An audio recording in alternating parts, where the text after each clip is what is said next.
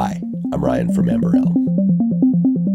Today, I wanted to take a minute and ask the question, why modular? And also, why not? And not like, hey, why not? But like, why maybe not dive into it? As always, I'll be timestamping the video, so feel free to skip to any section you'd like. I'll be including audio examples for some of the points and links in the description for things that I mention.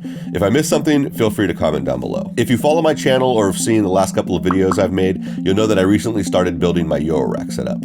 And while I've really enjoyed the process and sharing things as I go along, I've been asked by friends and other musicians, as well as sometimes asking myself, why go modular? Why not just use guitar pedals? Why not just get a variety of synthesizers that do different things? And while I've happily been able to answer those questions for myself and to friends, they are questions you may want to consider before diving in, or even continuing to build your system. After just a little over a month of using my system, I can safely say that Eurorack probably isn't for everyone, but it might be for you. With that in mind, let's get into some of the reasons why you would want to skip out on that nice vacation, paying rent, making a dent in your student loans, and instead spend it all on glorious modules. I think the first reason why you might consider going modular is because it's not just a synthesizer. It's a synthesizer that you get to design to your exact wants and needs. Every module is a section or part of a section of the synthesizer. It's just inside out. Take a look at the Moog Grandmother. Forget the fact that it's a semi-modular synth for a second and imagine that you couldn't repatch it. It's laid out very much like a modular system, and it's helpful for understanding how it all works. It's got a module for the oscillators, a filter module, envelope module, LFO, mixer, VCA, spring reverb, and an arpeggiator sequencer module. It's all pre-wired. The sound starts with the oscillators and moves left to right, except for the modulation and the ARP sequencer section. And while, in my opinion, Moog Grandmother is an awesome synth that is 100% worth owning, what if you wanted the sequencer to be able to sequence both oscillators with different sequences or at different rates? What if you wanted the reverb to be something other than a spring reverb? Or you wanted to be able to control the amount of decay the reverb has? In reality, Grandmother is semi-modular, so you can accomplish some of that within the synth itself. But if we're still pretending that there aren't any patch points, and I'm realizing that I probably should have picked a different synth for this example, if we're still pretending that Grandmother isn't semi-modular, then you'd be out of luck. And this is where modular shines. You can design your perfect system. Well, perfect for now, and we'll get into that. Reason number 2, and warning, this one gets a little cheesy. It's unique. With the sheer amount of modules available, different sounding VCOs and filters and sequencers, utilities and effects modules, it is statistically very unlikely that you are making a sound someone else has already made. Ever. What you make is wholly your own, and there's something really special about that to me. When you patch something up, there's a good chance that that specific sound has never been made anywhere, ever. That's pretty awesome. And unless you record it, it may be the last time you make that exact sound again. And you can wire it up the exact same way, write down your settings, get it back pretty close. But if you're doing any sort of randomization with a sequence or with any parameters, what you make is what you get, and you won't get it back. It sounds like it could be a negative, but to me, it infuses patching with a sense of urgency and also with a necessity of really listening and appreciating what you make. I think that's why I and others can get sucked into listening to certain ambient patches for so long, hours sometimes. They grow and bloom into things that, while were made and patched in a certain framework, are happening by chance and growing on their own. It's beautiful, and it's absolutely my favorite thing about Eurorack. Flexibility.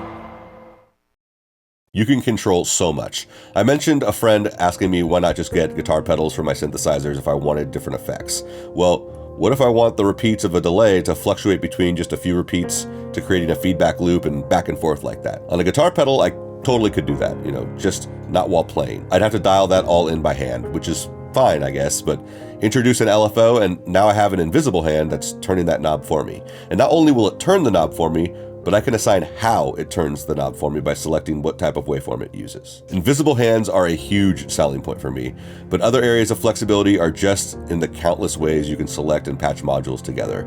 If you have a setup you really like, but you're thinking, I'd really like a different sounding oscillator. Well, you have options, like a lot of options. The used market for modules is really great. I get most of my stuff from either reverb.com or Perfect Circuit, but you could use eBay, Facebook Marketplace, Vintage King, even Craigslist, if you don't mind the looming threat of kidnap and murder. You can make your system totally analog or totally digital, or somewhere in between, which is what I like. Take this approach versus just buying a regular synth. You're buying into the sound of that particular synth, which is great, and I also do this. If you want something different though, even just slightly different, you need to go buy something different. And I know my advice was basically just to go buy another module, but the price difference is huge.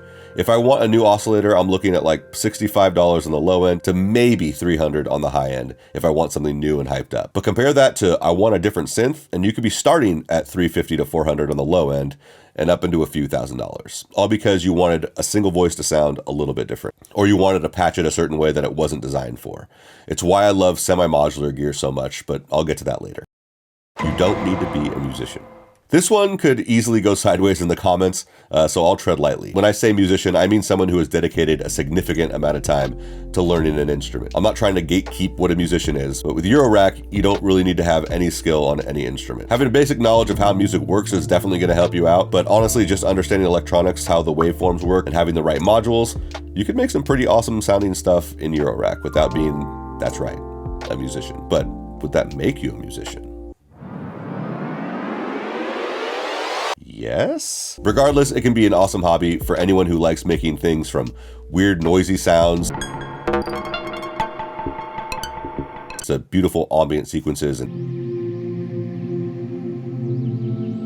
anywhere in between. Happy accidents and inspiration. If you're the type of person who can appreciate when things go sideways and capitalize when something unexpected happens, you are going to love this. So many times while patching something together, you'll hit these unexpected moments of, whoa, I didn't mean to do that. If you can just listen for a second, you'll find that what you stumbled upon is great. It may inspire a track to go in a new direction or an entire new piece on its own. Because there are so many parameters and variables in something that you may be trying to create, accidents seem to pop up a lot, like a lot. And a good amount of the time, those accidents are happy. The only hard part is having to decide kind of quickly if it's happy enough of an accident for you to change gears and focus on it instead of your original desired sound. The world of semi-modular. I told you I'd get back to it. Semi-modular synths like the Grandmother, Subharmonicon, the Taiga, and there are lots of others, but these are what I'm using, are what makes Eurorack worth it for me. Let's look at the Pittsburgh Modular Taiga for this. If you aren't familiar with the Taiga, it's sort of an East Coast, West Coast mashup. It's got 3 oscillators, all of which you can select different waveforms or combinations of waveforms for. Not only that, but you can fold the waveforms on each other, creating some of the coolest sounds. And that would probably be enough for most people, but for me, what made this thing a top priority when thinking about it was its semi-modular. So when I was planning out my system on Modular Grid, I realized that I could save not only space, but money by going semi-modular first. The Taiga to me is like a bundle of different modules all together. 3 oscillators, 2 ADSRs, a filter module, an echo module. So because it is semi-modular, I can treat each part of it as its own module. I can send one VCO to a sequencer, the second VCO to a different sequencer, use the third as a drone or a monophonic voice or anything else that my brain can figure out. I can even make this monophonic synth paraphonic with some clever patching and just a few extra modules. Before I move on, if you're enjoying this video or finding it useful at all, please consider liking and subscribing. It really helps me out because it gets me closer to my goal of 1,000 subscribers by December 31st, and also shows me that you like this kind of content. It doesn't cost anything, but it means a whole lot to me, and you can join our small but growing community. Good? Good. Moving on. So why not? Well, it's the cost. Of course it's the cost. And honestly, it's not just the cost, which to start a system can be significant. It's always the needing and wanting just that one extra module, few extra modules.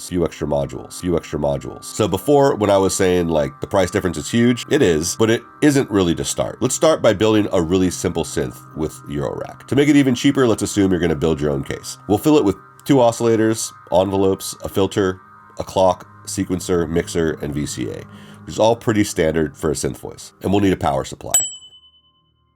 It's a synth setup that most simple synths have, except there's no keyboard, so you can only sequence it. I've tried to choose modules that weren't DIY, which would have driven the cost down a bit, but if you're like me and soldering isn't your strong suit, we'll just buy the modules already built. Keep in mind, this system doesn't have any effects or fancy modules, just kind of a bare bones mono synth. And it comes in at just over $900 before tax and shipping. Now granted, it would be cheaper if you bought all those modules used, but let's say you got 20% off of each module because it was used. We're still talking around $720 before tax and shipping. For $700 to $900, you can get a lot of really nice synthesizers. A used Grandmother, a new Taiga, like 3 East Beasts or West Pests, a couple of Behringer Poly Ds. Most of the synths I just listed have way more functionality than the modular unit that we just made, and some of them will work with a modular system. That's why I really like the idea of getting started with semi-modular and building out from there. And while the cost of adding more modules here and there to add to your system or make it more flexible is small, the startup cost is pretty big. And in my opinion, only worth doing if you're really bought into it for the long haul. Especially when there are programs like VCV Rack that are really good recreations of a modular setup.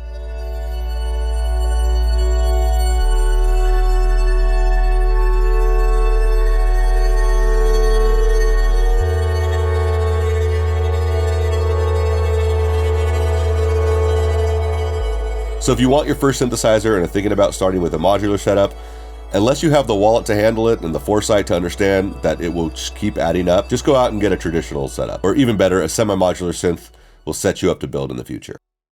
Do you really need it?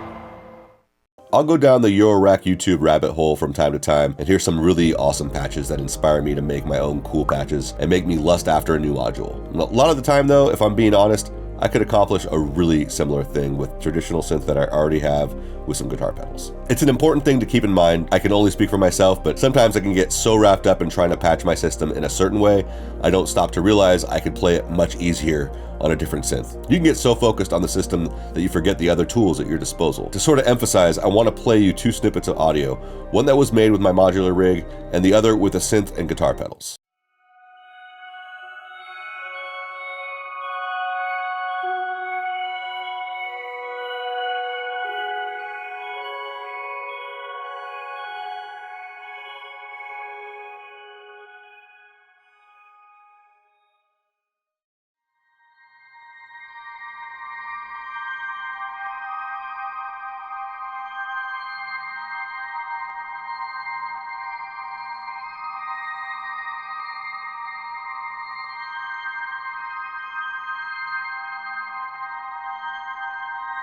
Now, while they aren't exactly the same, they're pretty damn similar. The one that was made with my synth and pedals probably cost 1/3 of my modular setup. Just keep it in mind.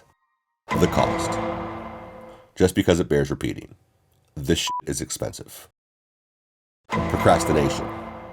Like I said earlier, sometimes I'll sit and listen to a patch for a really long time. Cool. I've got a wife, 2 kids, other obligations, a YouTube channel. I'm trying to release music. I probably shouldn't be spending an hour listening to a spacey ambient patch just because it's pretty. And while that isn't my default setting, making a patch do different things just because you want to see what you can make it do is such a time suck. I mean, it's super fun and sometimes it's worth it. You find inspiring patches, but sometimes it's just a really clever way that procrastination is out to get you. It's why some of the best advice I've heard and can give is patch with intention. Before you even start, have an idea of what you're trying to get out of it. That way, you're intentional with your patching and less prone to wasting time. The learning curve. The learning curve on how to make a simple sequence or play a monophonic voice isn't that steep, but I feel like getting really good at it is really hard. It's not unlike other instruments. It's easy to learn chopsticks. It's not even that hard to practice for a month and learn how to play something a little more complicated on piano. But to learn how to play even this takes a few years of practice and study. I feel like Eurorack is no different. The longer you do it and study it, the more you understand control voltage, how different modules can be used to affect each other, and how to be more creative with your patches or sequences. It isn't something that you can just pick up and be good on because you know how to play guitar or piano or any other instrument. Having a basic handle on a keyboard can go a long way on a synthesizer, but might be kind of useless on a Eurorack setup. G.A.S. I could go into how many different modules there are and how eventually you're going to want after most of them at some point. I could, it's probably true, but I think the wanting after gear is more damaging than just never being totally happy with your current setup. The real damage comes from not spending that time experimenting or diving deeper into the modules that you already have. Also, it's time you could simply be writing music. It really sort of falls into the procrastination column, but the amount of time I know I and others have spent looking at the features of certain module or a handful of modules, video after video, Reddit forum, Gearspace pages, all that time is time you could have spent writing music, releasing a new piece of music, or at the very least getting better at patching up the rig you currently actually have. Just like anything, there will always be something new and fancy out there that you don't have. You may even have a place for it in your setup. I truly believe that when you need it, like really need it, you'll know and you won't spend countless hours watching videos about it and adding it to gear wish lists. You'll probably just know you need it, save up, and go get it. This isn't something I think I'll change by mentioning it. I don't even believe that I'll stop doing it, but mentioning it, acknowledging it, might help us all to do it a little bit less. Last up for the why nots is sort of a copy of one of the reasons for why to get into modular, and that is, it's fleeting.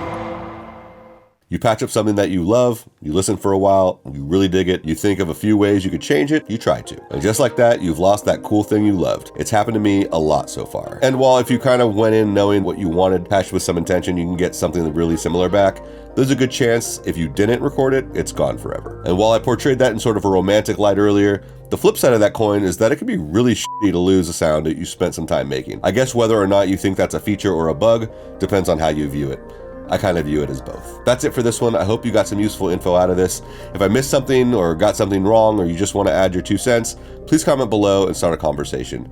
If you're interested in a topic for another video, let me know down there as well. Thanks for watching and I'll see you next time.